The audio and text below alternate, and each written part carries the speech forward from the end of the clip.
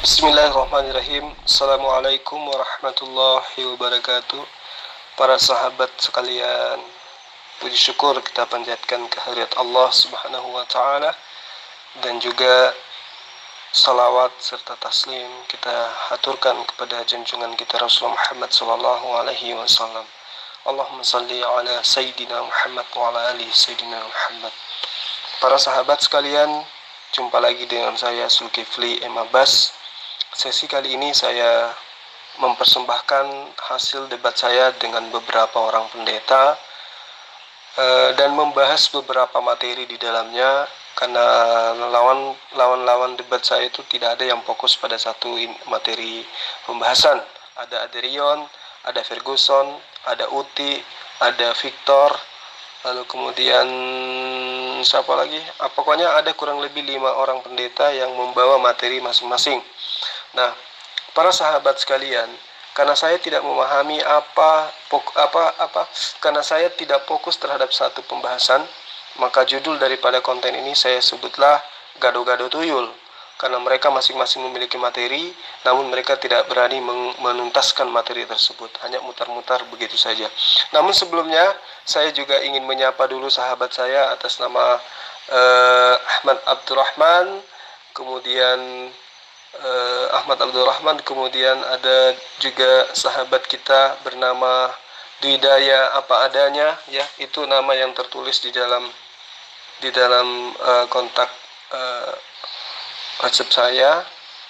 Lalu kemudian ada juga sahabat kita yang juga bernama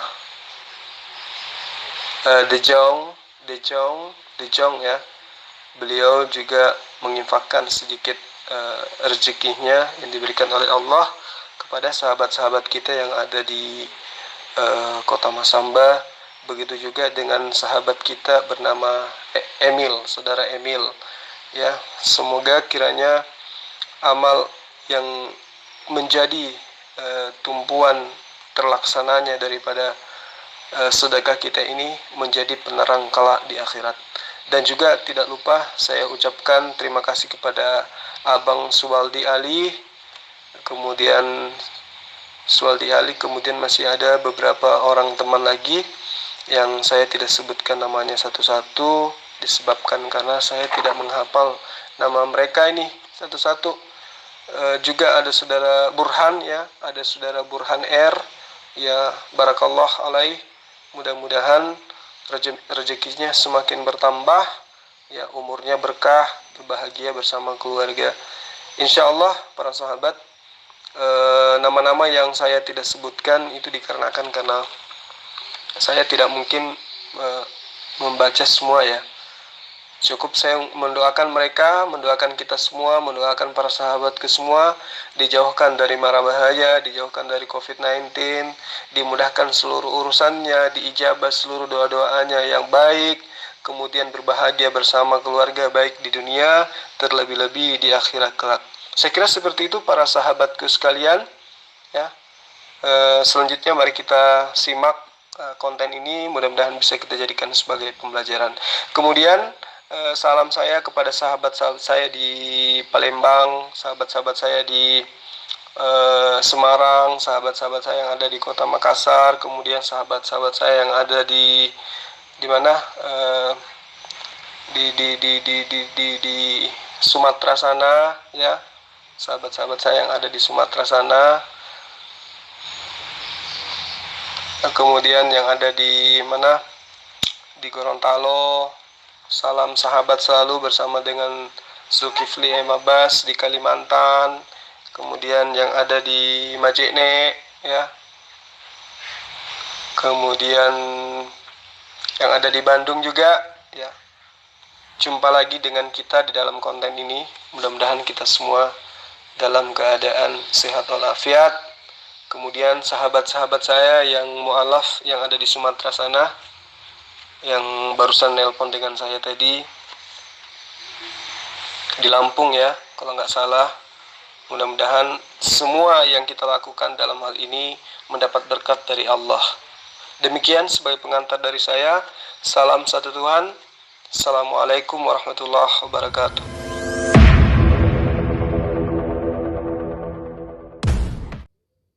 Ya, sudah seperti itu. Makanya ada kan di Alkitab mengatakan apa yang sudah dipersatukan oleh Bapa tidak bisa diceraikan. Ya, kecuali maut. Maut itu adalah kematian. Memang sudah seperti itu. Memang berat ya. Tetapi kan realita kenyataannya banyak juga yang melanggar ya. Oke, seperti itu. Tapi kalau kembali ke firman Tuhan itu tidak. Oke. Saya tertarik untuk menanggapi ini ya, menanggapi pernyataan saudari kaitannya dengan Matius 19 ayat 6 dan juga kitab Markus ayat 9 dari Markus 10 yang mengatakan bahwa karena itu apa yang telah dipersatukan oleh Allah tidak boleh diceraikan oleh manusia. Nah, ini adalah pernyataan dalil yang menggelitik saya gitu loh. Kenapa saya katakan seperti itu?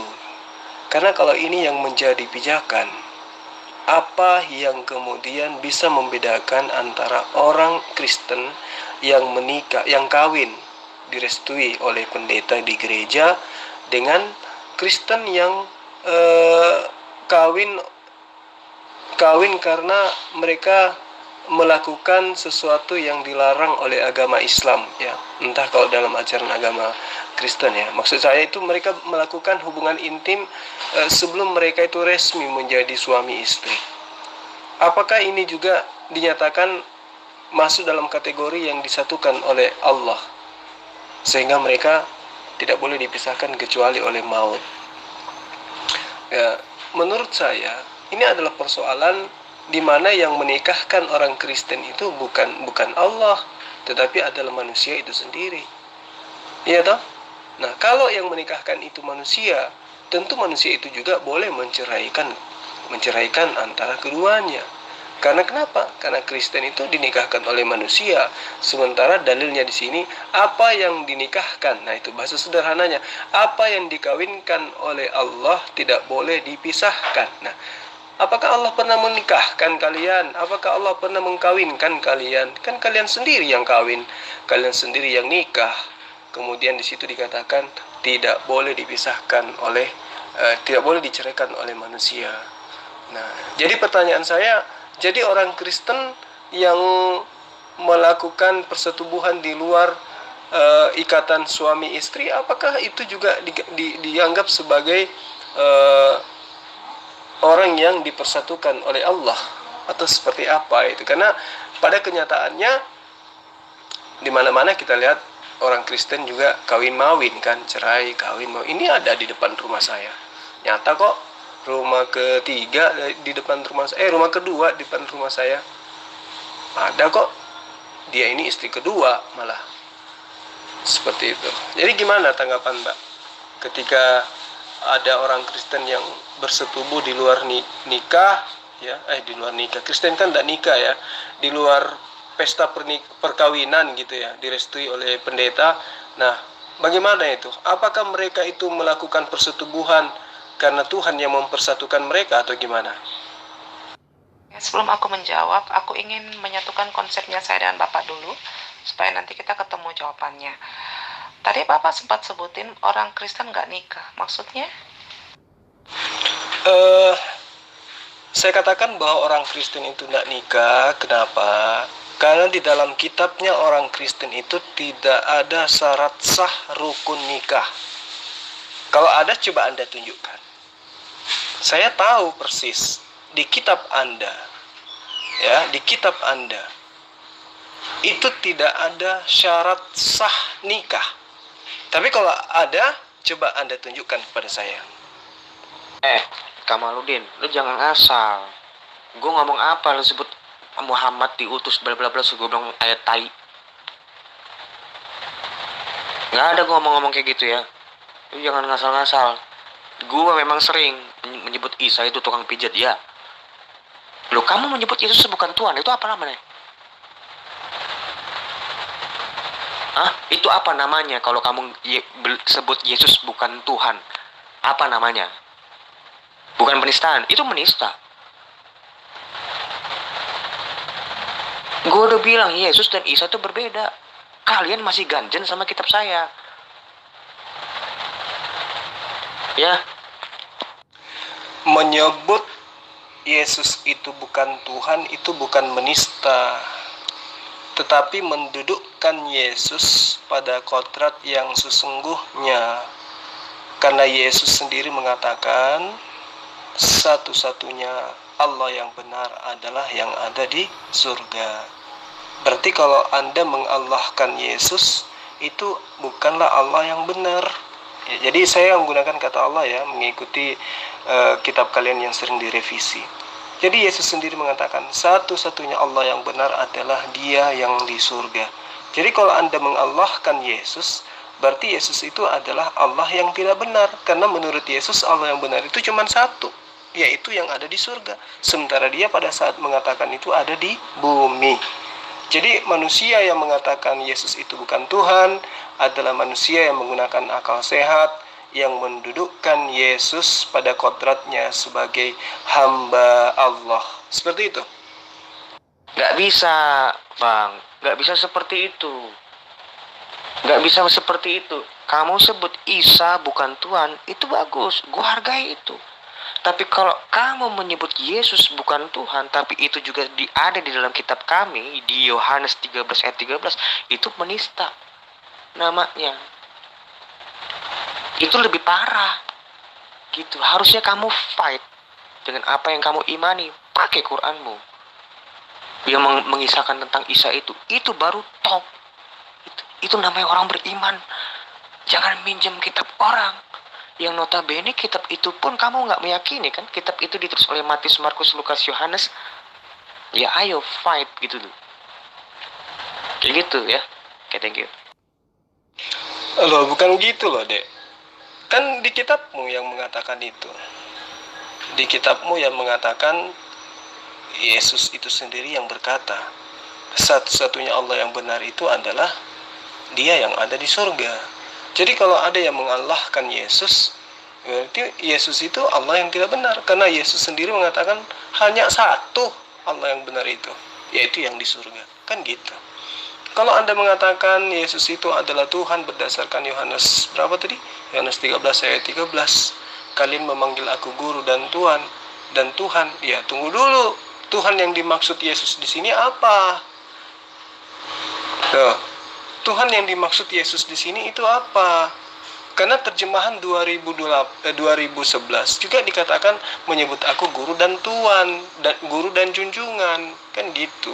Jadi kita tidak bisa mengatakan bahwa Yesus itu adalah Tuhan berdasarkan ayat Yohanes 17 ayat 13. Karena kenapa? Bertentangan dengan apa yang Yesus nyatakan di dalam Yohanes 17 ayat 3. Belum lagi ketika Yesus mengatakan di dalam Yohanes 14 ayat 15 kan, kalau kau mendengarkan perkataanku, kalau kau mengasihi aku, kamu tentu akan mendengarkan perkataanku. Kalau kau mengasihi aku, tentu kamu akan mendengarkan ajaranku. Kalau kamu mengasihi aku, tentu kamu mengikuti hukum-hukumku. Salah satu hukum yang diajarkan oleh Yesus kepada Bani Israel adalah hidup kekal itu adalah Bani Israel mengenal satu-satunya Allah yang benar adalah Dia yang ada di surga. Nah, kalau Anda kemudian mengallahkan Yesus berdasarkan Yohanes 13 ayat 13, itu berarti Yesus itu adalah Allah yang tidak benar. Karena hanya satu Allah yang benar itu menurut Yesus, bukan menurut saya loh, menurut Yesus. Supaya Anda tidak lagi menolak ajaran Yesus. Kalau Anda mengasihi Yesus, maka tentu Anda akan mengikuti hukum yang diajarkan oleh Yesus. Jika Anda semua mengasihi Yesus, maka Anda akan mendengarkan perkataan Yesus. Karena di dalam Yohanes 10 ayat 27, aku mengenal muridku. Muridku pun mengenal aku. Kenapa? Karena mereka mendengarkan perkataanku dan mengikuti aku. Nah sekarang, ketika Anda semua mengatakan bahwa Yesus itu adalah Tuhan, disebabkan karena Yohanes 13 ayat 13, ya, saya harus mengatakan apa coba? Ketika nyata Yesus mengatakan bahwa dirinya itu tidak mengajarkan kalau dirinya itu adalah Allah, kalau dirinya itu adalah Tuhan dalam pemahaman bahwa Sang Pencipta. Kan seperti itu. Jadi Anda keliru ketika Anda mengatakan umat Islam itu tidak boleh membawa-bawa Yesus. Maksudnya gini, ketika umat Islam itu berbicara mengenai Yesus, berarti itu sedang berbicara mengenai Nabi Isa. Kalau Anda tidak suka dengan itu, ya mau tidak mau Anda harus terima itu. Karena kenapa? Di kitabmu pun sekarang sudah disebut Nabi Isa kok. Gereja-gereja kalian juga disebut gereja Isa Al-Masih dan seterusnya. Jadi itu tidak bisa Anda pungkiri hanya karena keegoannya saja. Tetapi kita harus berdasar kepada kitab yang kamu imani. Yesus mengatakan satu-satunya Allah yang benar adalah Dia yang ada di surga. Nah, kalau Anda semua mengallahkan Yesus, maka Yesus itu adalah Allah yang tidak benar. Ini udah berulang kali saya katakan. Yesus adalah Allah yang tidak benar. Karena menurut Yesus hanya ada satu Allah yang benar, yaitu yang ada di surga. Jul, jangan ajarin yang sesat ya. Kamu tuh sesat, Jul. Kamu tidak tahu tentang kekristenan. Jadi, kalau nggak tahu, kamu tutup mulut kamu rapat-rapat, Jul. Ya, ingat itu. Ingat itu, Jul ya. Ingat sekali lagi bilang, kamu nggak tahu. Itu urusan kekristenan. Kamu bertanya, siapa itu Isa dengan Yesus? Beda lah, Jul. Yesus sama kami adalah Tuhan, ya. Sama Isa lu saya nggak tahu siapa sebagai apa itu ya. Jangan lu sok-sok ngatur kekristenan ya. Lu nggak ngerti apa-apa aja tapi lagak lu, Jul. Loh, saya ini sedang membahas kitabmu. Saya tidak sedang membahas Al-Quran. Di kitabmu Yesus mengatakan satu-satunya Allah yang benar itu adalah esensi atau pribadi yang berbeda di luar daripada dirinya, yaitu esensi yang ada di surga. Sementara pada saat Yesus mengatakan itu, Yesus ada di bumi dan Yesus mengatakan, dan mengenal Yesus Kristus yang engkau utus. Berarti ada oknum lain yang mengutus Yesus, yang bukan Yesus itu sendiri. Saya tidak sedang membahas Al-Quran, karena saya paham Anda adalah umat terjemahan. Sedangkan kitab terjemahan dan adalah kitab Anda sendiri, Anda tidak paham. Bagaimana mungkin Anda bisa memahami kalam Allah yang ada di dalam Al-Quran? Gak mungkin, itu mustahil. Kitab terjemahan yang udah terang-terang aja, kitab kalian sendiri, yang kamu tenteng sejak kamu bisa berjalan, itu kamu gak paham. Apatah lagi Al-Quran. Jadi saya tidak akan mungkin membahas Al-Quran tanpa ditanyai tentang Al-Quran.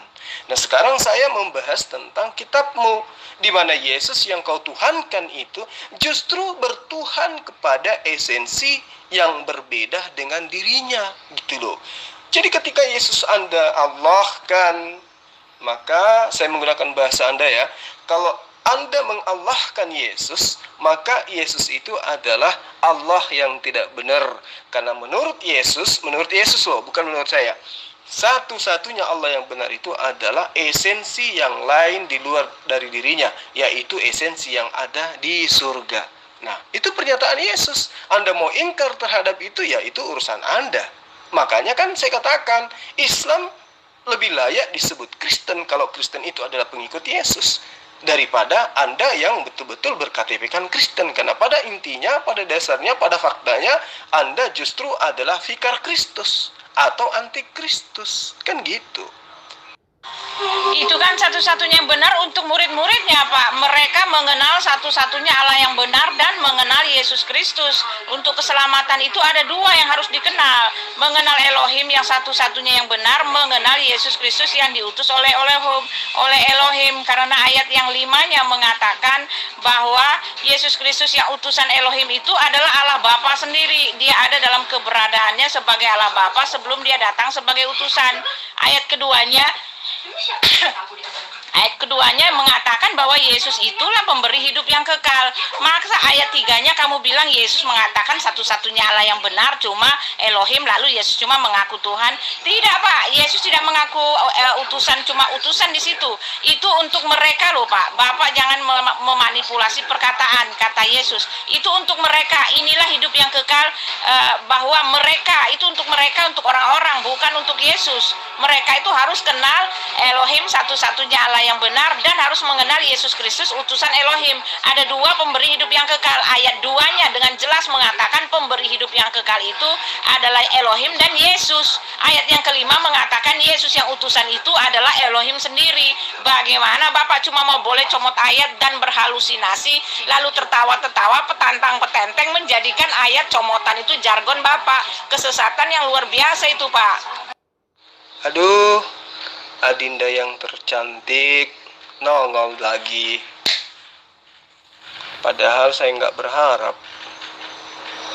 Ya, itu kan imannya adik cantik ini yang mengatakan Yesus itu bukan utusan. Tapi ya saya hanya meluruskan ajaran Yesus. Yesus itu mengajarkan kepada Bani Israel, bukan kepada Kristen. Kepada Bani Israel, Yesus mengajarkan bahwa hidup kekal itu adalah mengenal dirinya sebagai utusan Allah. Yohanes 17 ayat 3. Sementara Allah sendiri di dalam Yesaya 61 ya, ayat 63 ayat 61 ayat 3 di situ, atau ayat 9 di situ Allah mengatakan bahwa bukan utusan, bukan duta yang menyelamatkan, tetapi adalah Allah itu sendiri. Nah, gitu. Jadi demikian juga Yesus. Yesus hanya mengaku dirinya sebagai utusan. Sebenarnya ini kita sudah bahas dulu. Tapi ya sudahlah, Adinda yang tercantik dan tersayang ini kalau masih mau bahas itu nanti di lain waktu. Saya mau konsentrasi dulu terhadap teman-teman yang lain.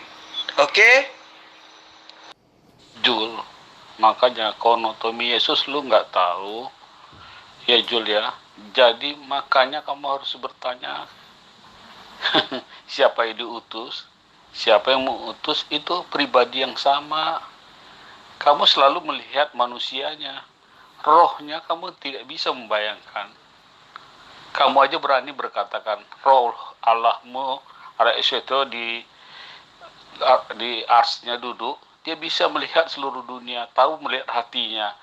Masa kamu nggak bisa mengartikan roh Bapa sama roh Yesus itu satu? Kamu memang dibilang cara berpikir kamu tuh kayak mana, saya nggak ngerti. Harusnya kamu menyadari itu, Jul ya. Masa kamu itu aja nggak ngerti gitu? Heran saya. Cara membuka pikiran kamu tuh bagaimana tuh, Jul? Coba kamu pikir dulu. Bapa dan Yesus itu adalah satu. Sudah saya kasih ayatnya. Apalagi yang kurang kamu, Jul? Coba deh. Jadi gini Bang Pitor, Anda tidak boleh mengaku lebih hebat. Anda tidak boleh mengatakan saya tidak tahu apa-apa. Kenapa? Pertama, siapapun yang mampu membaca pasti tahu kitab Anda karena hanya terjemahan. Nah, bedanya saya membaca kitab Anda dengan menggunakan analisa akal, sementara Abang membaca kitab Abang dengan analisa iman. Jadi memang pijakan kita sudah berbeda gitu loh. Bagaimana mungkin kemudian Abang katakan Yesus dan Bapa itu adalah satu pribadi, sementara Yesus tidak pernah mengajarkan itu. Yesus mengajarkan aku tidak dapat berkata-kata dari diriku sendiri. Yesus mengatakan aku tidak bisa berbuat apa-apa selain diriku sendiri. Ya toh? Yesus sudah mengakui seperti itu. Aku tidak bisa melakukan apa-apa selain daripada apa yang diperintahkan oleh Bapa untuk aku lakukan. Apa yang aku katakan bukan dari diriku, tetapi apa yang aku katakan semua itu berdasarkan atas pekerjaan yang diperintahkan oleh Bapakku untuk aku lakukan dan aku kerjakan. Jelas kok. Aku tak dapat berbuat apa-apa dari diriku sendiri. Yohanes 5 ayat 30. Kemudian di dalam Yohanes 12 ayat 49, aku tidak dapat berkata-kata dari diriku sendiri. Jadi jika Yesus itu adalah Bapa, bagaimana mungkin dia mengatakan seperti itu? Kalau Yesus itu adalah Bapa itu sendiri, tidak mungkinlah dia berdoa kepada Bapa. Gitu? Jadi apa yang Abang sampaikan itu iman Abang. Yang Abang imani berdasarkan imani saja. Berbeda dengan saya menggunakan akal sehat. Ya, menganalisa dengan menggunakan akal. Karena itu juga perintah Yesus dalam Matius, kasihilah Allahmu dengan segenap akal budimu. Artinya Kita harus mengasihi Allah, mencari Allah yang benar dengan menggunakan analisa akal, bukan hanya sekedar iman. Karena kalau iman, bara api diimani seperti dingin, seperti kulkas, seperti es, itu bahaya. Jadi harus, meskipun dikatakan bara api itu dingin seperti batu es, tapi tidak bisa kita menggunakan hanya iman saja. Harus dibuktikan dengan pendekatan akal. Apakah betul bara api itu dingin seperti es? Nah, itu celaka kalau asal imani saja. Bara api Anda pegang, karena hanya imani bahwa bara api itu seperti es, maka Anda akan menganggap itu adalah sebuah es. Tidak. Jadi analisa akal itu adalah dianjurkan baik Al-Quran maupun Yesus agar manusia mencari kebenaran dengan menggunakan standar akal sehat. Jadi abang nggak bisa mengatakan saya tidak tahu, saya bodoh dan seterusnya. Yang bodoh itu siapa? Yang nyata-nyata Yesus menyembah kepada Allah, yang nyata-nyata Yesus mengatakan aku tidak dapat berbuat apa-apa dari diriku sendiri, aku tidak berkata-kata dari diriku sendiri, apa yang aku hakimi, hakimanku itu benar, karena bukan aku sendiri yang menghakimi, melainkan Bapa yang bersama dengan aku. Artinya ada dua di situ yang menghakimi. Itu yang perlu abang pahami dengan baik. Gue jelasin sama lu, Tuhan itu kalau di dalam bahasa Indonesia itu udah saja jadi makna ilahi, keilahian. Tapi makna kekuriosannya dia itu bukan serta-merta disebut gelar ilahi, bukan. Justru kata Tuhan itu ini mesti diselidikin dari kata asal usul kata Tuhan itu justru dari gereja. Itu justru dikenalkan dari gereja itu berdasarkan Alkitab loh. Kita mesti tahu dulu rootsnya lo mesti tahu. Itu bukan istilah masjid, bukan. Berkali-kali gue dijelasin sama lo, Tuhan itu bukan tentang merujuk kepada keilahian diri sama sekali, bukan. Gelar Tuhan Yesus gitu, bukan. Justru, nih catat nih, justru Yesus itu disebut kurios karena apa? Karena dia manusia. Itu, tapi kalau di Indonesia, Tuhan itu ya Allah, Allah itu Tuhan. Maknanya beda itu. Itu mesti studi kasus. Studi kata lo bang. Belajar sama gue kalau mau. Telepon. Ya sudah. Kalau Anda mengatakan kata Tuhan itu berasal dari gereja, meskipun demikian, kata Tuhan itu tidak merubah makna meski Anda mengatakan bahwa kata Tuhan itu berasal dari gereja. Toh orang Indonesia memahami kata Tuhan itu tertuju kepada Sang Pencipta. Iya toh? Nah, apakah Yesus itu Sang Pencipta? Kan bukan. Karena Yesus jangankan Sang Pencipta, untuk berkata-kata saja bukan dari dirinya sendiri. Kalau bukan dari dirinya sendiri, tetapi dari Bapa, berarti Yesus itu bukan Bapa. Kan sederhana sekali. Bagaimana sih perilaku Yesus di tengah-tengah Bani Israel? Apakah dia itu mencerminkan bahwa dia itu adalah Hasem, sembahan Bani Israel? Kan tidak.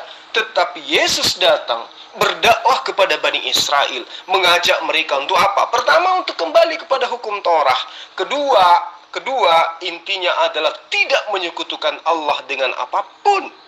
Sehingga Yesus mengatakan, hidup kekal itu, maksudnya masuk ke dalam surga itu, menurut Yesus adalah harus mengenal Allah sebagai satu-satunya esensi yang benar. Tidak ada yang lain. Kedua, mengenal Yesus sebagai utusan Allah. Kenapa Yesus mengatakan seperti itu? Karena Bani Israel kala itu tidak percaya, tidak mengimani, tidak menerima kalau Yesus itu yang adalah anak haram menurut mereka adalah utusan Allah. Jadi Yesus tidak sedang memamerkan kalau dirinya itu adalah Bapa. Tidak. Yesus sedang menekankan sebagai guru kepada Bani Israel bahwa dia hanyalah utusan Allah. Nah, namun apa yang terjadi? Boro-boro mau diimani sebagai Hasem, sebagai Allah. Sebagai utusan Allah aja Bani Israel itu tidak percaya. Kemudian hal ini dimanfaatkan oleh agen-agen Romawi mengajarkan Yesus itu sebagai Allah, Yesus itu sebagai Bapa. Yesus tidak mengajarkan itu. Yang mengajarkan itu adalah pemuka-pemuka Kristen awal mula. Itu yang perlu adik saya Aderion pahami dengan baik.